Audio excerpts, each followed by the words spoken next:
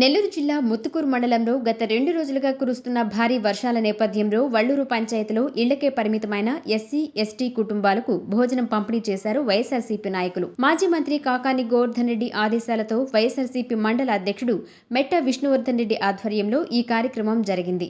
పంచాయతీ పరిధిలోని SC, ST కాలనీలలో వారు నివాసముంటున్న ప్రాంతాలకు నేరుగా వెళ్లి భోజనం అందజేశారు. వల్లూరు గ్రామ సర్పంచ్ పల్లికొండ ప్రతాప్ ఈ కార్యక్రమాన్ని పర్యవేక్షించగా వైఎస్ఆర్సీపీ సీనియర్ నాయకులు పోచారెడ్డి చెంగారెడ్డి, వల్లూరు పంచాయతీ వైఎస్ఆర్సీపీ నాయకులు, కార్యకర్తలు పాల్గొన్నారు.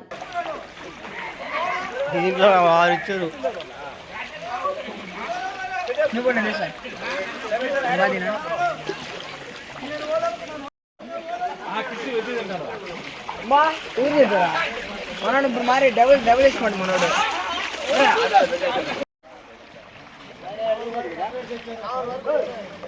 ముందు